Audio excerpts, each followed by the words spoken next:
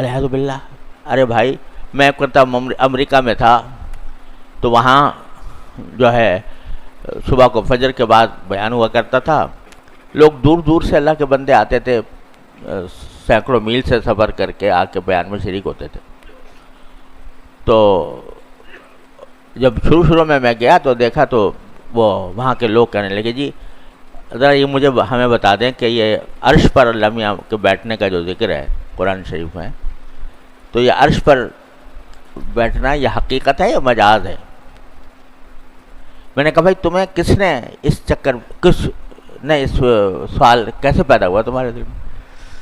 کہنے لگا جی وہ ایک صاحب آتے ہیں یہاں پر سعودی عرب سے اور وہ آ کر ہمیں کہتے ہیں کہ بھائی عقیدہ درست کرو، پہلے نماز روزے کی بات بعد میں ہے، پہلے عقیدہ درست ہونا چاہیے. عقیدہ درست ہوگا اس وقت جب تم یہ مانو کہ اگر اللہ تعالی نے کہا ہے کہ وہ عرش پر بیٹھا تو ہاں بیٹھا، یعنی حقیقی معنوں میں بیٹھا. اور اگر اللہ نے کہا ہے کہ اللہ تعالیٰ کے ہاتھ پھیلے ہوئے ہیں تو واقعی کہو کہ ہاں ہاتھ ہیں اللہ تعالیٰ کے. جب تک یہ نہیں کرو گے اس تک مسلمان نہیں ہوں گے.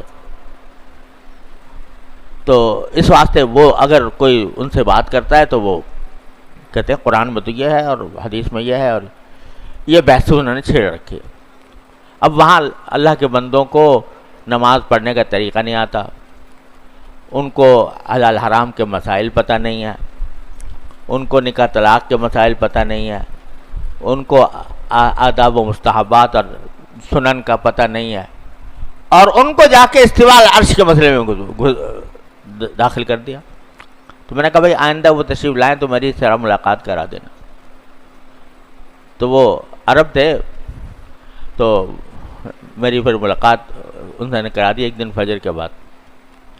تو میں نے ان سے بڑی دردمندی سے کہا، میں نے کہا بھائی ایک بات بتائیے کہ یہ جو آپ یہاں پر لوگوں کے اندر استواء العرش کا مسئلہ پھیلائے ہوئے ہیں، تو یہ بتائیے کہ ان کو نماز ان کو نہیں آتی پوری طرح، اور سنن و مستحبات کا ان کو علم نہیں، نکاح طلاق کے مسائل ان کو نہیں معلوم، حلال حرام کے مسائل معلوم نہیں. یہی سب سے زیادہ آپ کو سب سے زیادہ مسئلہ ہے کہ سب سے پہلے آپ ان کو آ کے سکھائیں کہ عرش پر بیٹھیں گے اللہ میں کیسے بیٹھیں گے. کہنے لگے جی عقیدہ ہے، یہ تو عقیدہ جو ہوتا ہے وہ عمل پر مقدم ہوتا ہے.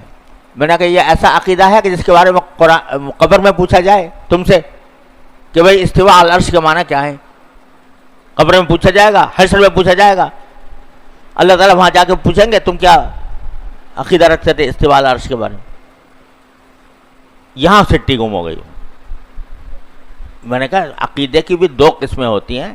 ایک عقیدہ وہ ہے جس کے اوپر ایمان لائے بغیر انسان کی نجات نہیں ہو سکتی. ایک عقیدہ تو ہے لیکن ایسا نہیں ہے کہ اس کو وہ مدار نجات ہو، نجات اس کے بغیر نہ ہو سکتی ہو. آپ نے کس بحث میں لوگوں کو ڈال رکھا ہے؟ کافی دیر الحمدللہ سمجھانے کے بعد اللہ تعالیٰ نے ان کے دل میں بات ڈالی. میں نے کہا بھائی یہاں ان کو سیدھی سیدھی دین کی باتیں سکھاؤ، اس بحث میں خدا کے لیے نہ ڈالو، یہ فرقہ میں بٹ جائیں گے اور سوائے فتنے کے اور کچھ نہیں ہوا. ابتغاء الفتنة وابتغاء تأویلہ وما یعلم تأویلہ الا اللہ. بس کہو کہ اس کے اللہ کے سوا کوئی نہیں جانتا ہے. وما یعلم تأویلہ الا اللہ والراسخون فی العلم یقولون آمنا بہ. جو علم میں رسوخ رکھنے والے ہیں، پختگی رکھنے والے ہیں، وہ کہتے ہیں کہ جی ہم تو ایمان لائے ہیں اس کے اوپر، کل من عند ربنا، سب ہمارے پروردگار کی طرف سے. اس کی تفصیل، اس کی حقیقت، اس کی کنہ یہ ہمارے بس کی بات نہیں. تو ہم تو جیسی ہے ویسے ایمان لے آئے ہیں اس پر. کہنے والے جو راسخون فی العلم، جو علم میں رسوخ رکھنے والے، پختگی رکھنے والے، وہ یہ کہتے ہیں. تو وہ کہتے ہیں کہ نہیں جی ہمیں اس بحث میں پڑھنے کی ضرورت نہیں ہے کہ اللہ میں نے اگر یوں کہا ہے کہ حضرت موسیٰ علیہ السلام سے کہا کہ میں تمہاری آنکھوں میں اپنی آنکھ کے نیچے تمہاری پرویت کی، میں نے تو اب اللہ میاں کی آنکھ کیسی ہے اس بحث میں پڑھنے کی؟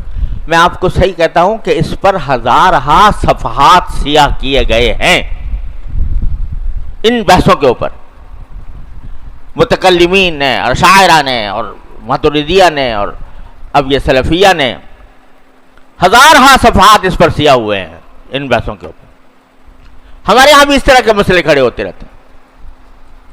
حیات النبی کے اوپر دار و مدار ہے ایمان کا، یہ مسئلہ ہمارے ہاں تو خیر اللہ کا شکر اتنا زیادہ نہیں، پنجاب میں جا کے دیکھو یہ مارے کا تو اس کو بڑا زبردست مارے کا پھیلا ہوا ہے، تو اس میں لگے ہوئے ہیں حیات کی کنہ کیا ہے۔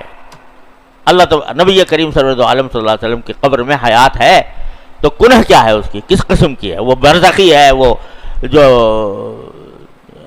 کیا کہتے ہیں عنصری جسد عنصری کے ساتھ ہے یا کیا ہے؟ اس پر ایک طوفان کھڑا ہوا ہے۔